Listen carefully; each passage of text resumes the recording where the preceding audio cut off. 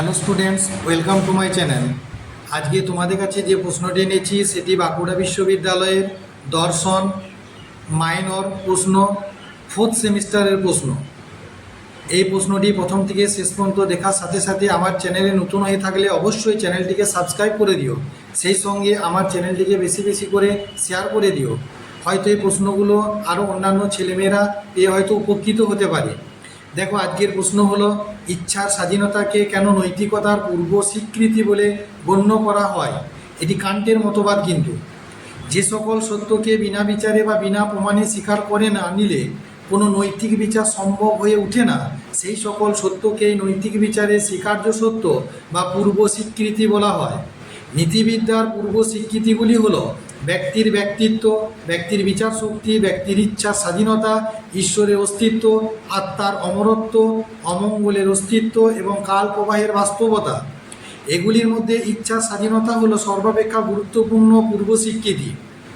পরে বেড়া একটি মত অনুসারে ইচ্ছার স্বাধীনতার অর্থ হলো কোনো পরিস্থিতিতে মানুষ কী সংকল্প করবে বা কী করবে না তা পূর্ব থেকে বলা যায় না। সে সম্পূর্ণরূপে স্বাধীন। সে বিভিন্ন বিকল্পের মধ্যে থেকে যে কোনো একটিকে স্বাচ্ছন্দ্যপূর্বক নির্বাচন করতে পারে। ব্যক্তির কাছে নির্বাচন করা, অনিয়ন্ত্রিত নির্বাচন করার শক্তি আছে, কিন্তু এর অর্থ এই নয় যে ব্যক্তি অনিয়ন্ত্রিতভাবে নির্বাচন করে। এর অর্থ হলো ব্যক্তি তার স্বভাব বা চরিত্র অনুসারে কর্ম নির্বাচন করে। এই নিয়ন্ত্রণ হলো আত্মনিয়ন্ত্রণ। প্রকৃতপক্ষে স্বাধীনতা হলো আত্মনিয়ন্ত্রণ। যদি কোনো কর্ম ব্যক্তির স্বভাব বা চরিত্র থেকে নিশ্চিত না হয়, তাহলে তার জন্য ব্যক্তিকে দায়ী করা যায় না, এবং এই ধরনের কর্মের জন্য ব্যক্তিকে নৈতিকভাবে দায়িত্বপূর্ণ বলেও মনে করা যায় না। অর্থাৎ ওই কর্মের নৈতিক বিচার সম্ভব নয়। অপর একটি মত অনুযায়ী অবশ্যম্ভাবী ও নৈতিকতার জন্য আবশ্যক। মানুষের আচরণ থেকে তার চরিত্র নির্মিত হয়। চরিত্র মানুষের স্থায়ী ব্যবহার। তাই মানুষ যেমন আচরণ করবে তা তার চরিত্রের ওপর নির্ভরশীল। বিরোধী ইচ্ছা নির্বাচনে সে সম্পূর্ণ স্বাধীন, তবুও তার চরিত্রের ওপর নির্ভর করে।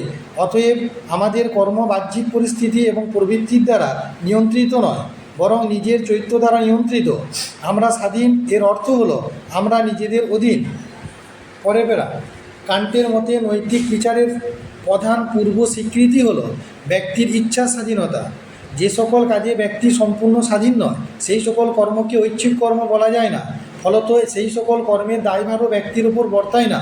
তাই এই সকল কর্মের কোনো নৈতিক গুণাগুণ আলোচিত হতে পারে না। যে সকল কর্ম সম্পাদনে ব্যক্তি সম্পূর্ণ স্বাধীন, অর্থাৎ পারিপার্শ্বিক কোনো প্রকার নিয়ন্ত্রণের দ্বারা নিয়ন্ত্রিত হয় না, সেই সকল কর্মই হলো ঐচ্ছিক কর্ম, এবং এই কর্মের ফলাফল কর্তার উপর বর্তায়। তাই এই সকল কর্মের নৈতিক গুণাগুণ নীতিবিদ্যায় আলোচিত হয়। কান্ট তা বলেন, তোমার করা উচিত মানে তুমি করতে পারো, অর্থাৎ যে কাজ তোমার করা উচিত সেই কাজ করার ক্ষমতা তোমার অবশ্যই আছে। সেই জন্যই সে কাজ তোমার পক্ষে করা সম্ভব নয়, তা তোমার করা উচিত, এই দাবি যথার্থ নয়। ফলে ইচ্ছার স্বাধীনতা ছাড়া নৈতিক বিচার অসম্ভব।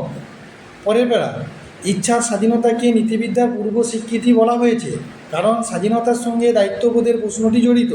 প্রকৃতপক্ষে নৈতিক বিচারের জন্য আমরা যে আচরণকে বিবেচনা করি, তার মধ্যে সেই আচরণের কর্তাকেও বিচার করি। এই বিচার বা মূল্যায়ন তখনই অর্থপূর্ণ হয় যখন ব্যক্তি সেই আচরণের দায়িত্ব গ্রহণ করে।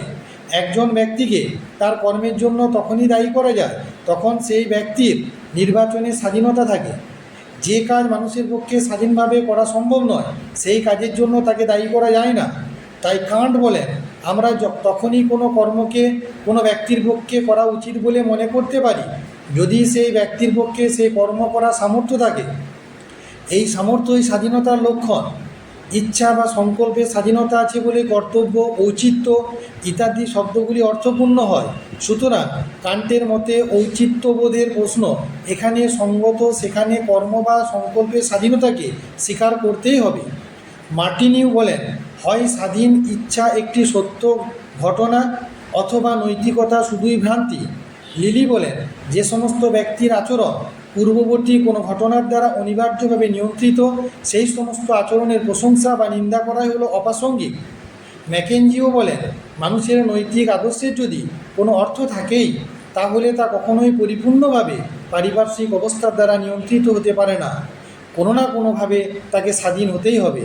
লাস্ট প্যারা তাই বলা যায়, বিরোধীরা যতই বলুক না কেন যে আমাদের ইচ্ছা বিভিন্ন অবস্থার দ্বারা নিয়ন্ত্রিত, তা ঠিক নয়।